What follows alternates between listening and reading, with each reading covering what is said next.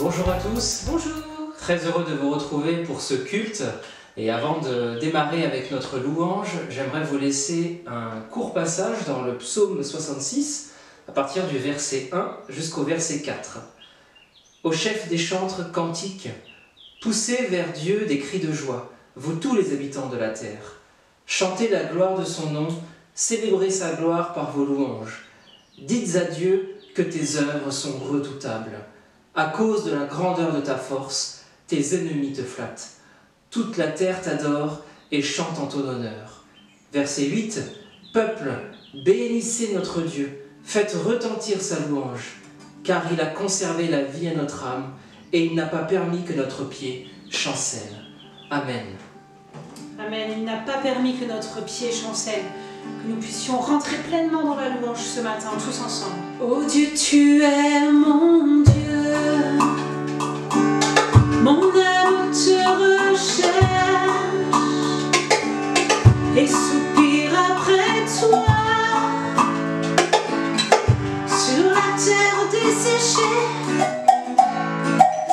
lorsque je pense à toi, et seul sur ma couche, je médite sur toi. Dans l'éveil de la nuit, avec des cris de joie, ma bouche te chantera. J'élèverai mes mains et te célébrerai. Avec des cris de joie, ma bouche te chantera. J'élèverai mes mains et te célébrerai. Je connais le bonheur à l'ombre de tes ailes, car tu es mon secours et ta droite me soutient. J'aime te contempler comme dans ton sanctuaire. Ta gloire resplendit et ta puissance se révèle.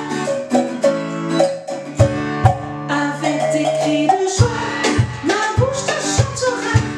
J'élèverai mes mains et te célébrerai.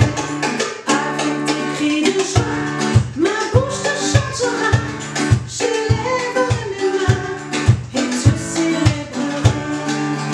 Je connais le bonheur à l'ombre de tes ailes, car tu es mon secours et ta droite me soutient. Avec des cris de joie, ma bouche te chantera. J'élèverai mes mains et te célébrerai. Avec des cris de joie, ma bouche te chantera. J'élèverai mes mains et te célébrerai. Avec des cris de joie, ma bouche te chantera. J'élèverai mes mains et te célébrerai. Avec des cris de joie, ma bouche te chantera. J'élèverai mes mains et te célébrerai. Il y a une voix qu'il faut entendre, il y a un chant qu'il faut chanter, un nom que nous devons élever. Il y a un trésor qui vaut plus que l'or, il y a un roi qui règne encore, et un nom dit d'être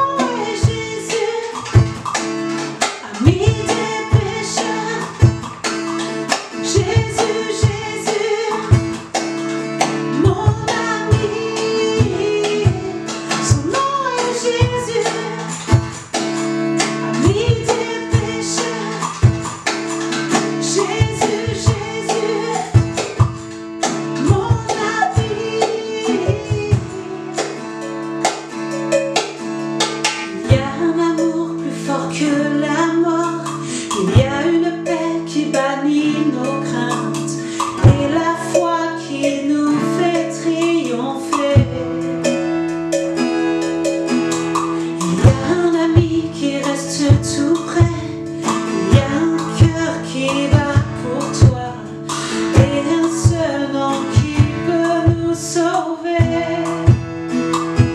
Son nom est Jésus, ami des pécheurs. Jésus, Jésus, mon ami. Son nom est Jésus, ami des pécheurs. Jésus, Jésus, mon ami. Son nom est Jésus, ami des pécheurs. Jésus, Jésus, mon ami, mon ami, mon ami.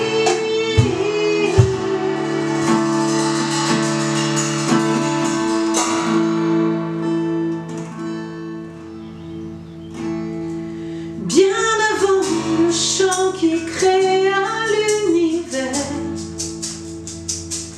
bien avant l'esprit qui planait sur la terre, oh bien avant que tu me formes de la poussière, tu rêvais du jour où tu pourrais m'aimer. Oh bien avant les premiers battements de mon cœur, bien avant que je m'éveille à ta douceur, bien avant mes doutes, mes joies et mes douleurs, tu rêvais du jour où je pourrais t'aimer. Tu rêvais du jour où je pourrais t'aimer.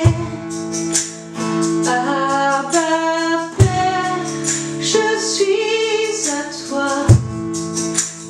Abba Père, je suis à toi. Abba Père, je suis à toi. Abba Père, je suis à toi.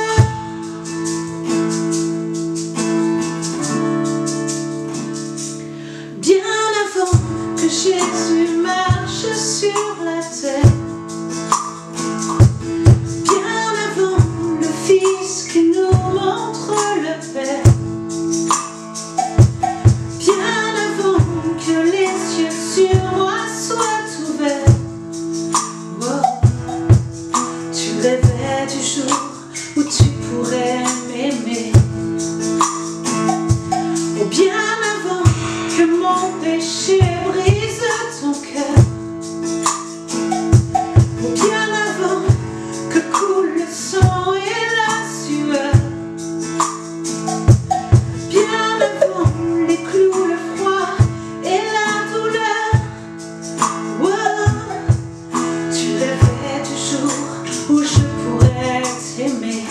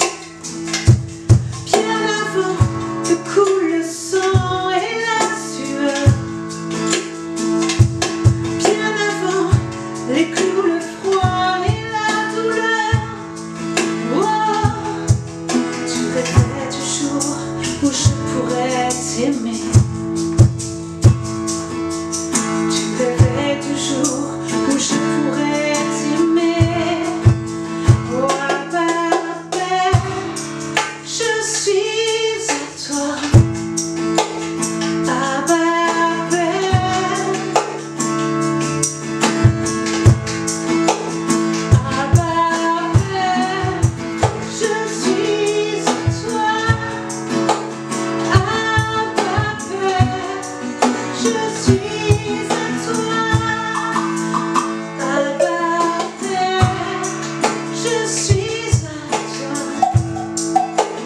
Abba Père, Abba Père, je suis à toi. Abba Père, je suis à toi. Je suis à toi, Jésus.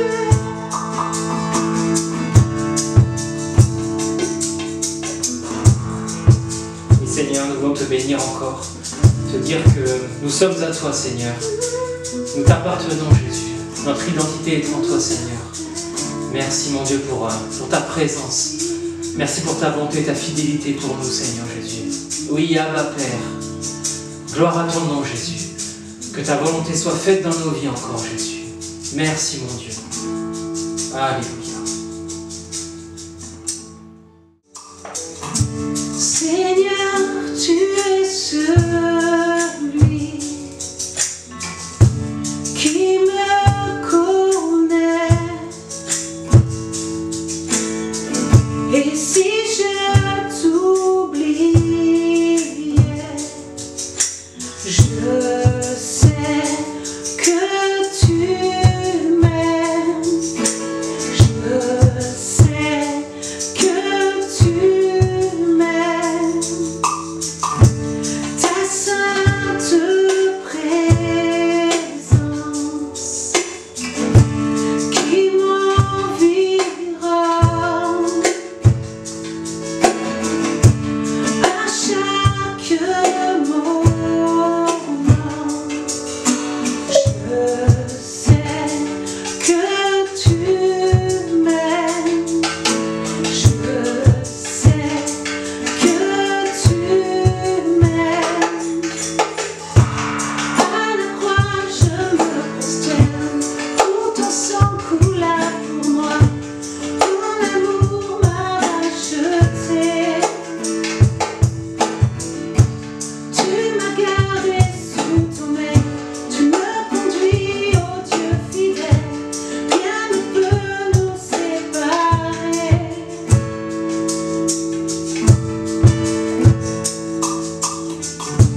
Tu marches devant moi, tu gardes mes pas. Ta main me soutient. Je sais que tu m'aimes, oui, je sais que tu m'aimes. À la croix, je me prosterne, où ton sang coula pour moi. Ton amour m'a racheté. Tu m'as gardé sous ton aile, tu me conduis, ô Dieu fidèle. Rien ne peut nous séparer. Tu déchires le voile, tu traces un chemin, car tu as tout accompli. Tu déchires le voile, tu traces un chemin, car tu as tout accompli. Tu déchires le voile, tu traces un chemin, car tu as tout accompli. Tu déchires le voile, tu traces un chemin, car tu as tout accompli.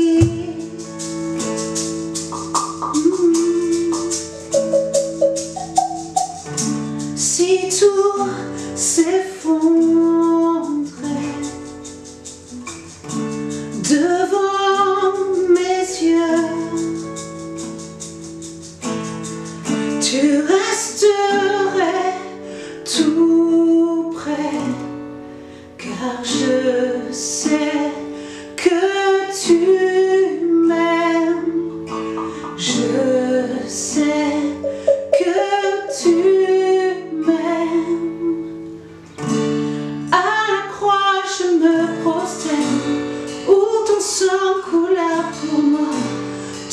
amour m'a racheté. Tu m'as gardé sous ton aile, tu me conduis, ô Dieu fidèle, rien ne peut nous séparer. À la croix je me prosterne, ton amour m'a racheté. Tu m'as gardé sous ton aile, rien ne peut nous séparer, nous séparer. Rien ne peut nous séparer, Jésus.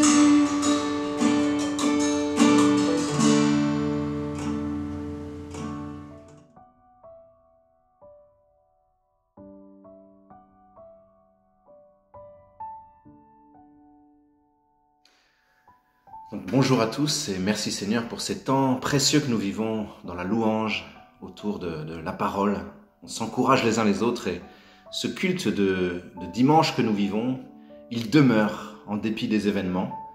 On a d'autres chrétiens à travers le monde qui le vivent en même temps ou en décalé, mais globalement aujourd'hui en même temps que nous. Et donc j'ai eu par exemple un ami au téléphone hier qui me disait qu'ils vivent les choses à peu près de la même manière que nous, c'est-à-dire qu'ils se réunissent, ils ont leur temps de culte vers 10h le matin, puis à 11h, ils se réunissent virtuellement avec l'outil Zoom, le même outil que nous, et ils ont leur temps d'échange, leur temps de prière et leur temps de sainte scène ensemble. Et donc c'est intéressant de voir que d'autres le vivent de la même manière que nous, ou non, mais en tout cas, c'est encourageant de voir que le culte est maintenu en toutes circonstances. Alléluia.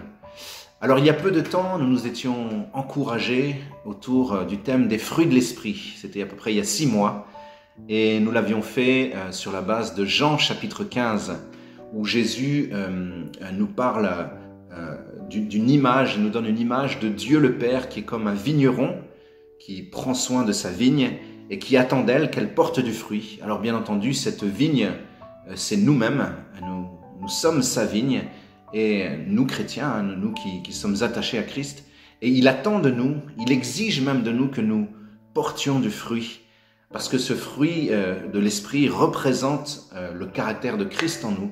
Et donc nous avons listé ces fruits, on peut les lire dans Galates chapitre 5, verset 22, l'amour, la joie, la paix, la patience, la bonté, la bienveillance, la douceur, la fidélité, la maîtrise de soi.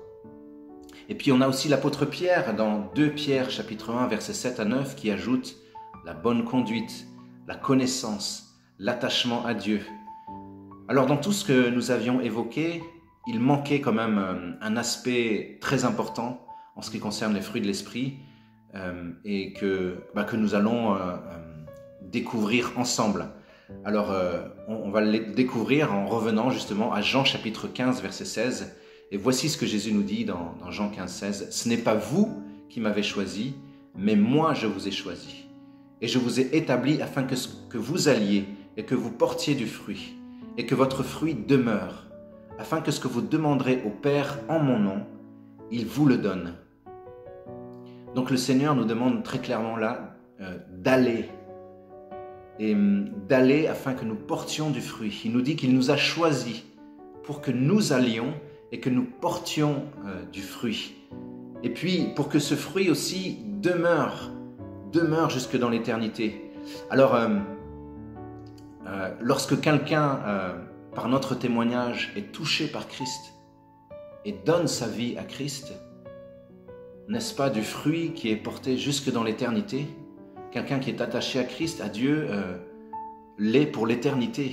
Et donc, c'est évident que si nous allons dans ce monde, que nous portons du fruit dans ce monde, notre témoignage portera du fruit qui demeure. Amen.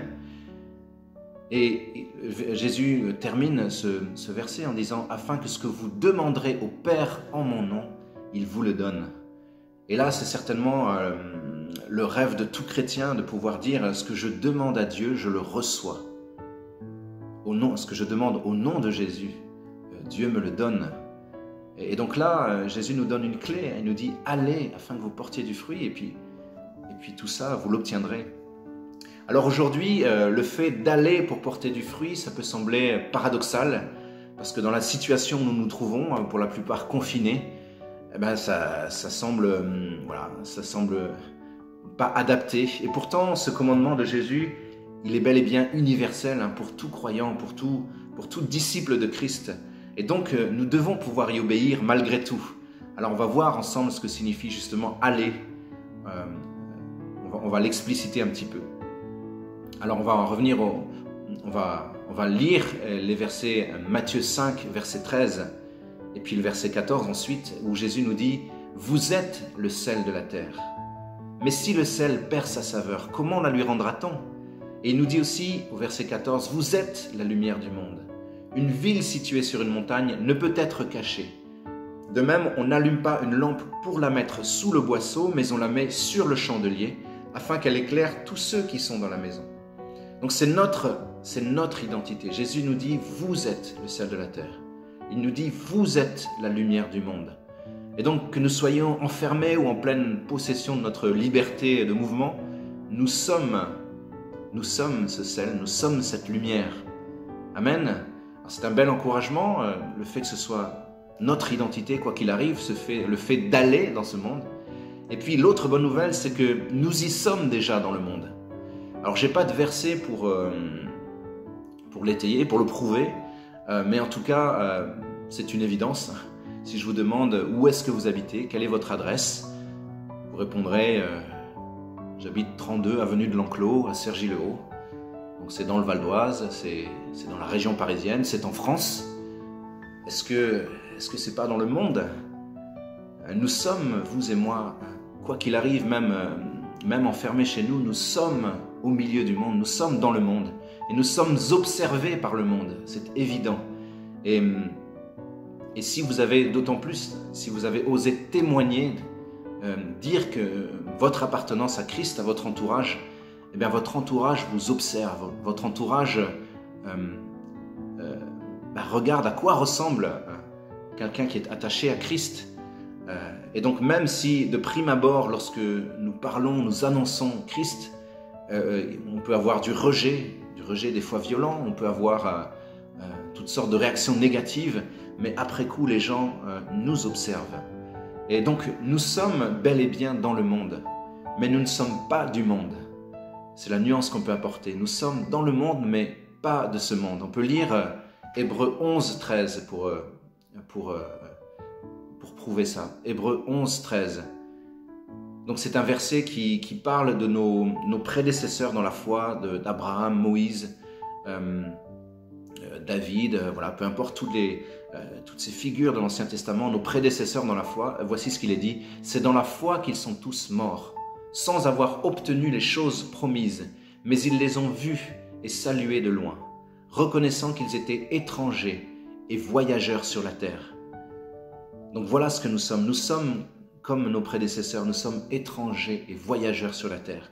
Nous sommes citoyens du ciel et cette citoyenneté, c'est Christ qui nous l'a acquise à la croix. Amen. On peut lire 1 Pierre chapitre 2 verset 11 qui confirme cela. Bien-aimés, je vous exhorte comme étrangers et voyageurs sur la terre, à vous abstenir des convoitises charnelles qui font la guerre à l'âme. Donc voilà, nous sommes bel et bien étrangers et voyageurs sur la terre. C'est notre identité, c'est notre particularité. Alors, ne nous refroidissons pas. Si on revient à ce fameux verset dans Matthieu chapitre 15, verset 13, « Si le sel perd sa saveur, avec quoi la lui rendra-t-on? Il ne sert qu'à être jeté à terre et foulé aux pieds par les hommes. » Donc si nous n'avons plus cette saveur en nous, si nous ne sommes plus vraiment citoyens du ciel, si nous ne manifestons plus les valeurs qui nous ont été données par Christ, alors nous sommes rejetés même par les gens de ce monde. Les gens de ce monde n'ont pas besoin qu'on leur ressemble, que nous nous comportions comme eux. Ils ont besoin de voir un exemple différent. Ils ont besoin de voir des valeurs différentes. Si nous nous comportons exactement comme eux, nous n'avons plus d'intérêt. Et nous avons moins de valeur qu'eux puisque nous sommes moins bons qu'eux dans tous les moyens de ce monde. Et Dieu n'a pas besoin non plus que nous ressemblions aux gens de ce monde. On peut lire dans Jean 15, 6, « Si quelqu'un ne demeure pas en moi, dit Jésus, il est jeté dehors, comme le sarment, et il sèche. Puis on ramasse les sarments, on les jette au feu, et ils brûlent. » Et donc là, ça ressemble plutôt au jugement de Dieu. Si nous ne sommes plus en Christ, alors nous sommes rejetés même par Dieu même. Alléluia, c'est pas ce que je nous souhaite, ni à vous ni à moi, mais il faut que nous demeurions en Christ. Nous sommes dans ce monde, mais nous ne sommes pas de ce monde. Alors les choses dans ce monde, justement, iront de mal en pire. Ne nous faisons pas d'illusions. Cette pandémie que nous vivons actuellement, elle est impressionnante par son caractère mondial. Et moi, elle me fait vraiment penser à ce qu'on peut lire dans Apocalypse, chapitre 5 ou chapitre 16, lorsque il est question des 7 sceaux, ou bien des 7 coupes qui sont déversées sur la terre, qui sont les jugements de Dieu.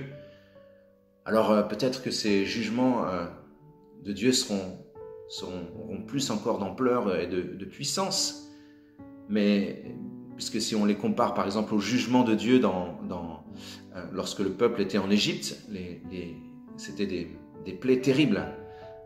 Mais par contre, cette pandémie peut quand même, par son caractère mondial, nous faire penser à un prémisse de tout ça. Et ce n'est pas des choses qui devraient nous effrayer, puisque l'Apocalypse, qui est la révélation de Dieu pour les temps de la fin, pour le temps présent et les temps à venir, devrait résonner pour nous comme un message d'espérance, nous qui croyons, nous qui sommes en Christ, puisque nous aspirons au retour de Christ. Nous voulons voir Jésus élevé, nous voulons voir son retour, nous voulons vivre au ciel avec lui, être dans l'éternité avec lui, là où les souffrances prendront fin, là où les choses seront parfaites, là où les valeurs seront droites, seront justes. Alléluia. Et en contrepartie, ceux qui ne sont pas en Christ, pour eux, l'Apocalypse, oui, c'est une catastrophe, c'est la fin de tout, etc. Mais ça peut être aussi l'occasion pour eux de se repentir. Donc même pour un incroyant, ça peut être tourné en positif. C'est l'occasion pour lui de se repentir. Et quelle excellente opportunité pour nous d'annoncer l'Évangile et d'avertir et puis de briller pour Christ cette fin des temps. Donc, en conclusion, demeurons dans sa parole pour que ce fruit demeure, pour que nous obéissions toujours à ce commandement de Jésus d'aller dans ce monde.